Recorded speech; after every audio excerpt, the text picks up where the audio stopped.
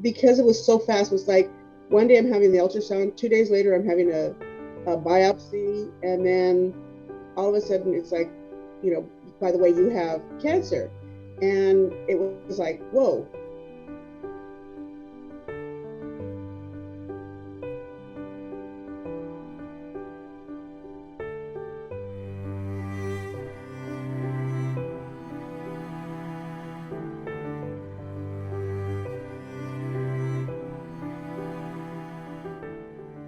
Of course, I had the whining and the crying and the anger, but it was more of, okay, now that I've gone through this, what am I going to do to cure it?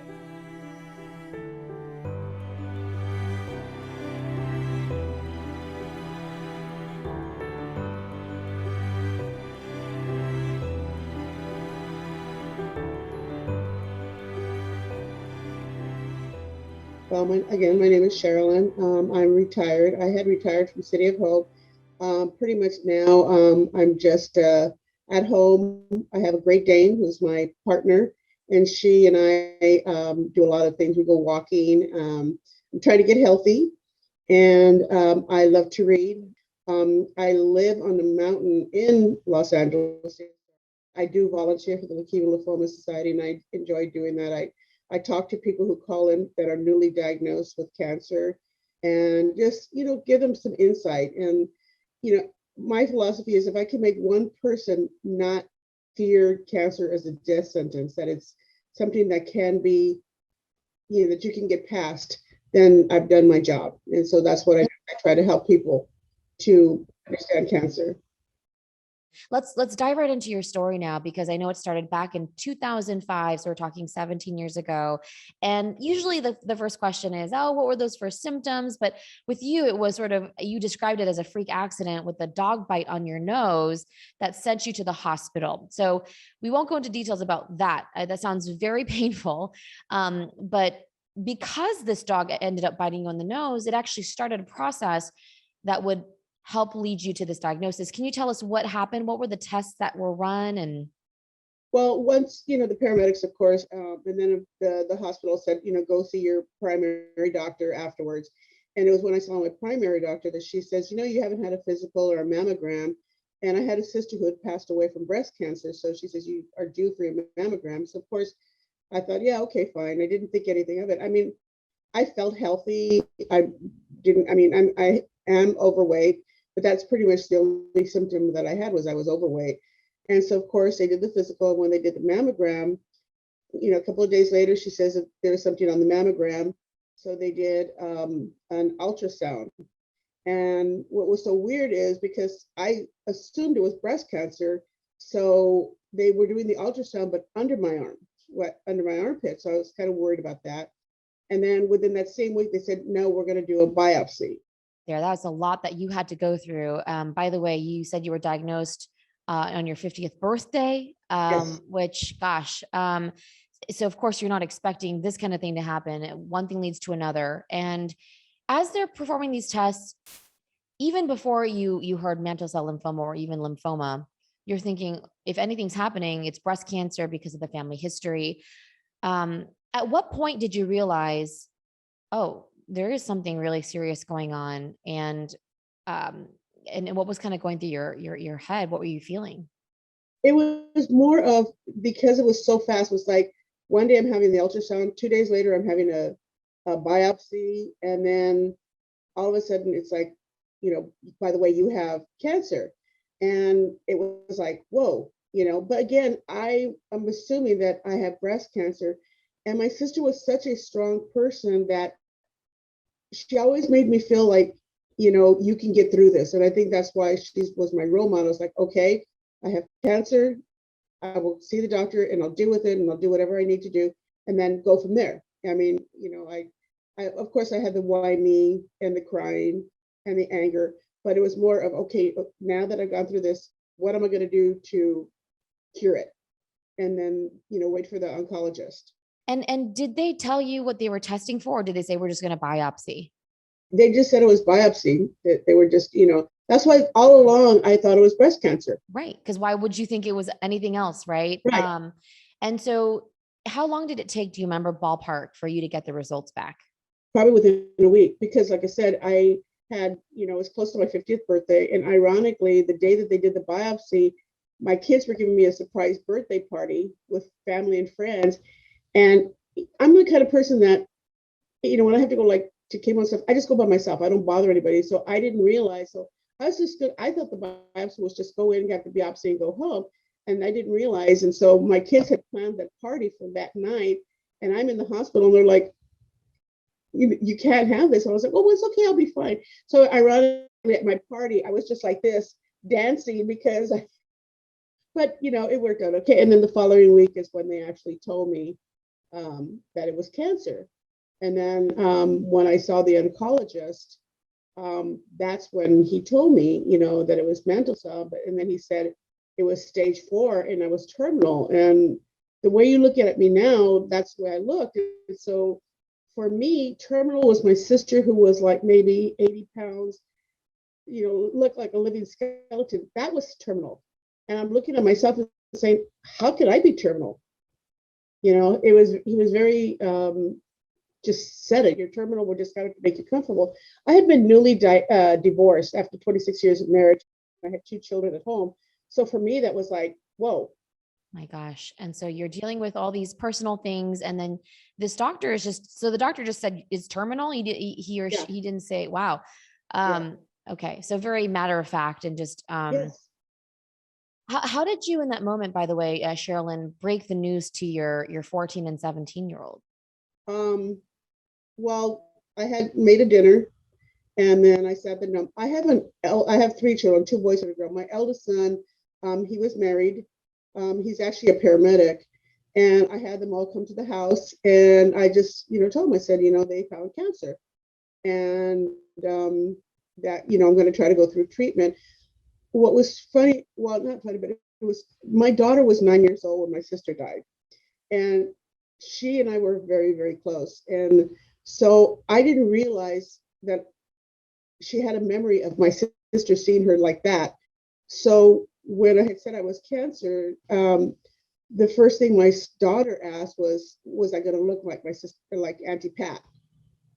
And because, like I said, my sister and I had talked a lot, I decided I was going to be very truthful, and I just said I didn't know at that point. I didn't know, but that we would get through it. The 3 of us with me. And I imagine that was very tough. So thank you for sharing that, Cherylinn. And then I know, in terms of figuring out, okay, so you're told you have stage 4. First of all, when did you find out it was mantle cell lymphoma? Well, what happened was he was an older doctor. And when I went back in after they had done all the PET scan, the bone marrow, and all the tests, because this older doctor said, we're just going to try to make you comfortable. And when I went back, they told me that he had to leave on emergency medical leave. And they had this young doctor from UCLA who was going to see me. And so I see him, and I tell him, I said, okay, doc, how long do I have? 3 months, 6 months, what do I have? And he looked at me, and something that was really weird. He goes, lift up your left leg. What? He goes, lift up your left leg. So I lift up my leg. Of course, your doctor tells you to do something, you do it. And he goes, I don't see an expiration date. And I go, what? He goes, I don't see an expiration. I go, really, doc? He goes, look. He goes, I don't believe in it. He says, when it's your time, it's your time. And he says, now, I will tell you, the person in this chart is as bad as it gets. He says, because you're stage 4 in your entire body, and it's also in your bones. He says, but I'm looking at you, and I can't see it. So with that, he says, do you want to fight? And I said, yeah, I'm going to fight. He goes, I want to treat both cancers at the same time. He says, normally what we would do is we would take care of the mantle cell first, and then the bone cancer. He says, but if the bone cancer goes to your brain, he says, all bets are off. And like I said, I had no symptoms. The only symptom I had is I was always tired. That was the only symptom that I had. So I decided that I wanted to fight.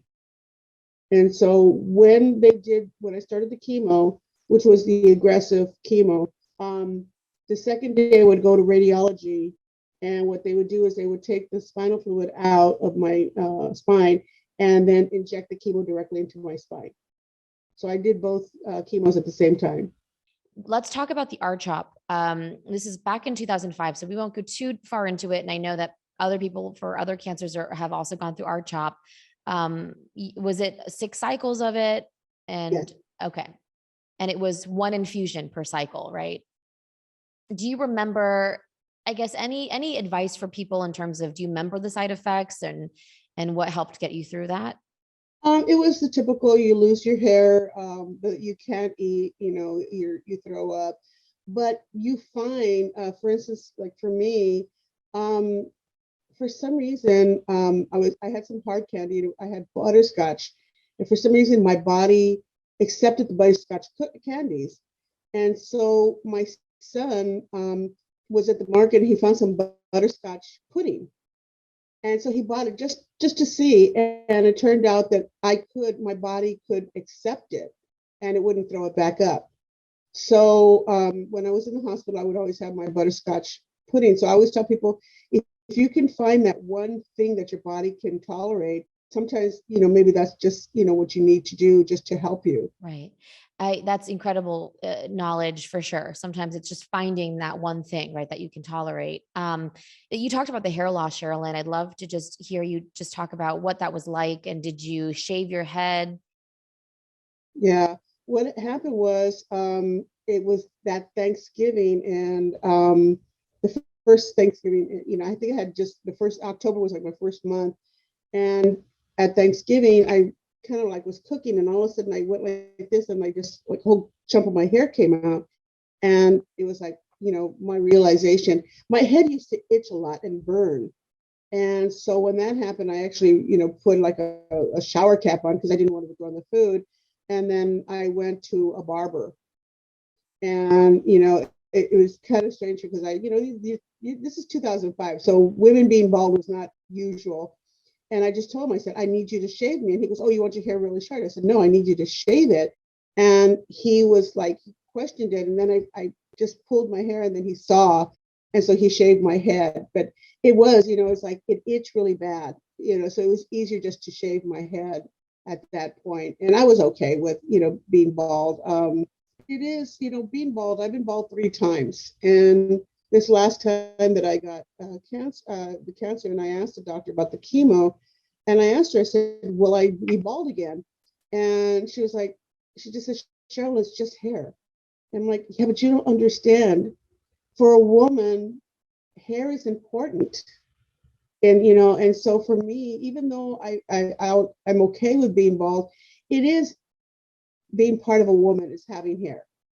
So, and so she said she didn't know. And luckily I didn't lose my hair. So, but I've been bald 3 times, so I understand. That's why sometimes when I see ladies that are bald, and I wonder, are they going through treatment, or is it now because now women are bald? It's like you see it all the time, so it's not that big of a thing. But sometimes when somebody's going through treatment, it's like a sisterhood. And sometimes I wish I could just put my arm around them and say, I understand, but I don't want to, go into their space, but I understand, what they're going to. As we talk more now, you went through the R-CHOP, you went through the chemo, and what was the result of all that? You were in remission? Yes, I went into remission, I think about the 4th month. But, of course, and I was like, okay, good, we can stop this. He's like, no, you got to do the whole 6 months. So I did. And I was, it was okay. It was the standard, I just had I was sick. One of the things that I did, being a single parent, I, when I would come home from the hospital, of course, I'd see dishes, I'd see laundry. And so what I would end up doing is like, the first 1 or 2 times, I started going back to mom mode where I was cleaning the kitchen, wanting to go to the market, washing, and all that. And I ended up in the hospital because I just like my counts were really low. So I had to learn that I have to accept that I can't be super mom. And not, like if there's dishes in the sink, just let there be dishes in the sink. But I think as women, we want to just do super mom things. And when you're going through treatment, you can't. So just bear that. This next part now that we're going to talk about is when you had your first relapse. And so we're going to fast forward 8 years into 2013. And you talked about how your right hand went numb. So you went back to the doctor, and the doctor traced it to your neck. And so Yes. let's pick it up from there. There was a scan that happened. Do you remember what kind of scan it was, and what did it show? It was an MRI scan, and it showed that I had nerve damage on my right arm, and it turned out to be my neck was degenerating, and I wondered if it was related to the bone cancer. He said he didn't know. He didn't think it was. It was just my neck was degenerating. So they ended up putting a titanium rod in my neck. But unfortunately, there's some complications during the surgery because it was like a two-part surgery, and they weren't able to do the second part. So I just had the titanium rods put in my neck, and that helped, and I was able to get all the feeling back in my hand, my right hand, with the exception of my thumb. My thumb still feels like it's numb, like it's asleep, but it's there. That led to a biopsy that led to affirming you had mantle cell lymphoma again, right? Can you just describe that feeling for us? Just what was going through your head and what were you feeling in that moment? Well, again, they did the mammogram, and at first, my doctor was like, when the radiologist had said there was a spot on my right, breast, she said she didn't want them to do a biopsy because she thought, she says mantle cell doesn't go in the breast. But he was really animate about wanting to do the biopsy. So, we did the biopsy, and then it turned out to be the mantle cell. And it was a surprise for me. But I also knew that mantle cell is had been told that it was an aggressive cancer. So I always knew in the back of my mind that it was going to come back sometime. And so, of course, I went to see, what was my options. And at that time is when she told me that they had just FDA approved a pill chemo, which was the Ibrubian. I'm probably not pronouncing the word right. So she wanted to put me on that. And so I did that. I think because we were looking at all the different options, like, of course, Reduxin had always been, really a positive effect on me in regards to my treatment. But she recommended that, this new drug was available. And she felt that, being my history, that, she felt that she was confident that that would be the one that she would like me to, the route to go. And that would also allow me to continue to work. And so, because that was one of the things too, is I wanted something that I might be able to still work. And so she said that was a good one that, I would be able to, it was a pill. I could take it in the morning, and then I would be able to go to work. I would love for you to highlight that just a little bit more, because there is this shift now where more and more of these drugs are, depending on what kind, are, oral. So you can take it by pill. And you just talked about, hey, one of my factors was I want to still be able to work. That's part of living. How important is that to you? What does that mean? Because I'm a single parent, it's very important for me to continue to work, to provide my children.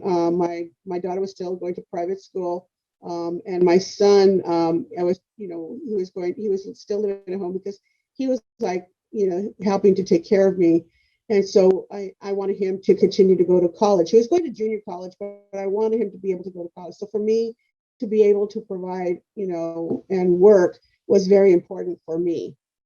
And so when I had the options, and I knew with Reduxin, I would be able to maybe continue working, but it would mean that like one day a month or whatever, one day a week, I would have to go get treatment. And normally the next day you're usually tired. So, it'd be like 2 days a week I would be out. So when she said that this was an option where I could take pills and that I would be able to continue to work, for me, that was a factor that I would be able to still work. And on that note, I know that you had said you were on ibrutinib or Imbruvica for 2 months, and then you did go off of it because of the side effects, which were cold sores, bruising, and there was a lot of chemo brain. So for you, that just wasn't working. So when you told your doctor, what did that conversation look like? What did she say were your options? I work for City of Hope, and I'm a patient at City of Hope. And because I work for a chairman, I knew a lot of the doctors, and one of the doctors, he's the provost, is Dr. Rosen. And actually, he's also on the board of directors for the Lymphoma Society. So I asked the secretary if I could talk to her as a second opinion. And it was when I went to go talk to him and I was explaining to him about my side effects. And I was concerned about working and having these side effects. And he was the one that recommended maybe I should change drugs. And he's the one that said he would talk to my oncologist. And, I had told him that Reduxin had worked because he had asked me what I had taken before. And I said Reduxin. And so when he went to talk to my oncologist, and that scared me too. And one of the things, and I don't know if you want to bring this in, is making sure that people, if they don't feel comfortable, get a second opinion, don't feel bad to get a second opinion. And so when I asked him and he went to go talk to my oncologist, I felt like she's going to be really offended that I got a second opinion. But she told me something that was very interesting. She says, if they're a good doctor, if they're conscious of their patient, they shouldn't be offended that you want a second opinion. Because when she talked to him, and I said, I'm so sorry, I didn't mean to go over. And she said, no, it's okay, Cherylinn. She says, because if you're not doing well, she says, and this works, let's go ahead and put you back on it. And that's one of the things that I liked about City of Hope and my doctors is that we talked. They listened to you. And so we did. We ended up taking me off that and putting me back on Reduxin. So by the third treatment, I was back on Reduxin. Your immunoglobulin, which was going to be my next question, has always been low. Your doctor, you said it's related to the mantle cell lymphoma. And so you have been going for every year now regularly to get an IVIG or intravenous immunoglobulin. So right. You want to describe a little bit of what that, like, how long does it take and what does that mean? It seemed like every 3 months, I would know my count. And one of the things is, if you are aware of your body, like for instance, when I knew my counts were low, is I would get a cold sore on either on my top lip or inside my mouth. And as soon as I got that, or I'd find bruising that I knew I hadn't hit myself. So I would know my counts were low, and I would just call my doctor and say, hey, I think my counts are low. I'd have a blood test, and sure enough, they were low, and then she would schedule me. But it seemed like every 3 months, my counts were low. So it got to be where we just knew that to set me up for an infusion. It just seemed like for as long as I can remember, like maybe 2010, where every 3 months it seemed like I would have to go to get the IGIV. So like I said, I called it my tune-up. People would be like, how can you just be so? And I said, it's just like your car, you got to go in, have your tune-up, you make the car run good. For me, it's like I go in, they plug me. And like I said, I was lucky enough that I worked for City of Hope. So I would work in the morning, and then I'd go that afternoon, have the treatment, and then I'd be back to work the next day. So, but like I said, I was fortunate enough that I worked for City of Hope, so I was able to do that. What it signals to me is, instead of saying, oh my gosh, I have to go in every 3 months to do this thing. Like, I have to, it wasn't that. You're like, you know what? This is my life. I'm going in. It's just like a car. You have to just make sure that things are going. And as soon as I do that, I'm good to go for, the next, stretch of time. And so that's wonderful. Where does that come from? It feels like you're very, positive thinking about this. I do. I honestly, from the get-go, I always thought it's your attitude. And I've read that, your attitude with either cancer or any illness, if you accept it and your attitude towards it is, okay, I have this, I'm going to fight it, or I'm going to deal with it, or my treatment or whatever. And I think when you talk to people with, that are diabetics or whatever, it becomes part of their lives. So then it's your attitude. If you think, like, oh my God, I'm gonna have to do this again, then you've already put yourself in that position where you're dreading it. Where I don't. It's like, okay, I got to do this. It's like getting up to go to work every day. I got to get up and, okay, so 3 hours, I'm going to have to be plugged into this machine, but I can look at TV, I can read my Kindle. There's options. I can relax. Because of my work with cancer patients, I thought about getting a master's in psychology. One time one of the doctors at City of Hope asked me, what's the point?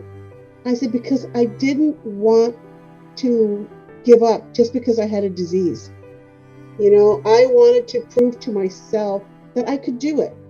And if I can prove to somebody else that you don't have to, it's not a death sentence. You know, if you have goals in your life, keep your goals.